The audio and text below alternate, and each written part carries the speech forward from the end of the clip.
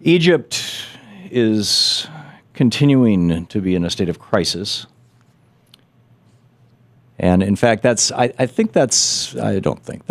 is clearly one of the biggest stories of the day. So let's start there. Rebecca Abou Chedid is with us. She's a Truman Fellow and Chair with the Middle East and North Africa Expert Group at the Truman National Security Project. TrumanProject.org is the website. Rebecca, welcome to the program. Thanks for having me. Thanks for joining us. First of all, your assessment or your kind of news, kind of headlines at the top of the news of what's going on in Egypt right now. It's really heartbreaking to watch. We're so far from, the hopes of the millions of Egyptians that came into Tahrir Square, what feels like so long ago in the original revolution. And the thing that really worries me about what you're seeing in Egypt is not, the short-term implications are dire, but also what you're seeing is not just a failure of the state, but a dissolution of the nation. And so what you're hearing from both sides is this can only happen in a context where each side has started to really dehumanize and delegitimize the other. And so you're hearing a lot of rhetoric about these people, whoever the other side is, not really being Egyptian and not somehow being authentic in expressing their kind of Egyptianhood. And that's what really kind of disturbs me and bothers me more than anything, to see this kind of violence and for pro-revolutionary, Morsi was an awful president, but to see people be able to kind of stomach this amount of violence and death against their fellow Egyptians and be able to somehow find ways to excuse it, and then for Morsi and Brotherhood supporters to be able to kind of use the rhetoric and excuse violence against. There are now attacks on 56 Coptic churches and bookstores and other institutions throughout the country. Right.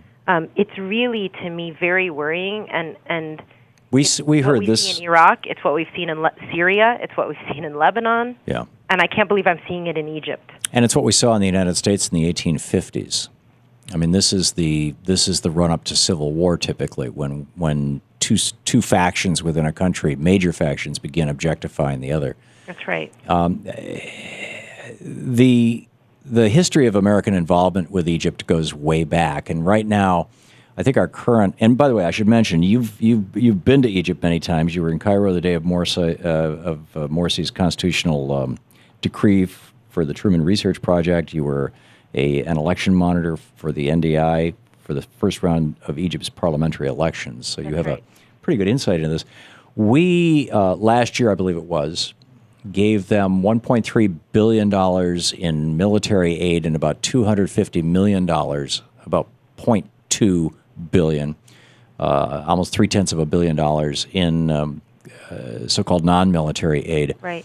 And my understanding is that the vast majority of that $1.3 billion that we, quote, gave them in military aid, end quote, none of that money actually ever left the United States. It went from a checking account for the U.S. government to checking accounts for Lockheed Martin and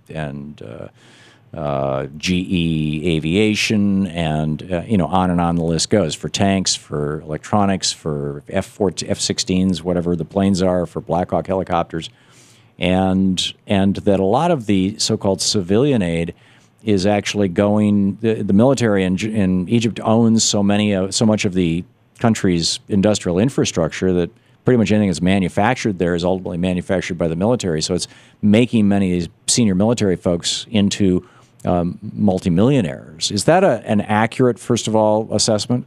Well, particularly the first part, the description of how U.S. military aid works, it's not unique to Egypt. It's pretty much how our military aid works to most countries, maybe only with the exception of Israel, is that we give nations military aid so that we're basically giving them money to buy our stuff. So you're right that it's not really about aid to that country specifically. Yeah. And we don't even cycle it through their checking accounts so that their banks can make a profit off it. We run it through our own, Bank of America handles it or whatever. Right. It's pretty clear kind of what's going on. And I think you can see, without saying kind of why that creates a problem, particularly in our relationship, not so much with the militaries of those countries, but actually with the people of those countries. Right. The bullets are made in the USA. The bombs are made in the USA. The tear gas canisters literally have made in USA, printed on them the tanks, the helicopters, the guns.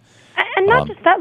Look, many, a lot of Arab countries have respect for their military. So it's not just that we're supplying militaries that bothers them, but the idea is that where we put our priority, right, where we see that the importance of a relationship is with either the like a strong man Arab leader or the military, and not in actually investing in the people of the region. Right. If we had put $1 billion into building schools, particularly schools for girls, if we had put $500 million into, or $1 billion into building a year over the last 30 years, into building hospitals, into building just infrastructure, good electric grids, good septic systems, good water systems, good roads, the kind of infrastructure on which business grows so that domestic industry could blossom, we would be in a very different place right now, would we not? And so would Egypt? I think we would. I don't want to cut, so I have so many friends who work in, for USAID, and these people are doing amazing work, and really, I think that we undervalue the work that they do. But they're doing it at a fraction of this budget. Right, and so many Americans, if you ask them what percentage of our budget goes to foreign aid, they'll think that it's 10 or 15%, and it's so minuscule. But really, it's about our budget reflects our priorities in everything that we do. So not just foreign aid, but the way that we spend money here at home. And people understand that, and they understand kind of where the interest is. And so I think, I've spent a lot of my life in the Arab world, and there's always kind of a disappointment in the United States in the sense that, most Arabs want what the United States has, in the sense of you can get a job, you can go to school, you can have a better life than your parents had. And they've always kind of looked up to, but also been disappointed, I think, by U.S. foreign policy that doesn't really look at them or see them.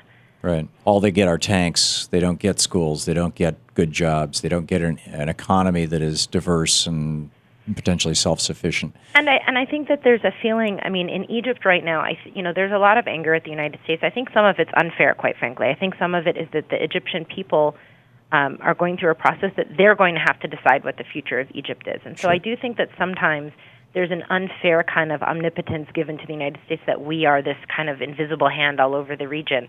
And I don't agree with that. But I do think that we've been too reactive. We haven't been very clear. It's true that all foreign policy is a balance between interests and values, but we need to be very clear about where our values are, and at many times we haven't. And we also need to kind of, I think in the U.S. discourse about what's going on in the Middle East, step away a bit from the fetishization of elections alone. Elections are something you can see. You see the purple finger, right. You see people waiting in line, you could talk to them. I understand why elections are as important as they are, but an election alone is not democracy. Yeah. And we really have to kind of be looking at that whole picture. Brilliant. Rebecca, thank you so much for being with us today. Thank you. You can Rebecca Abou Chedid. You can read her writings over at trumanproject.org. And this is a complex issue. This is the Thom Hartmann Program. That is not going to be resolved today or tomorrow or any day this week. And something that should be causing America to be seriously thinking about the way we're doing this.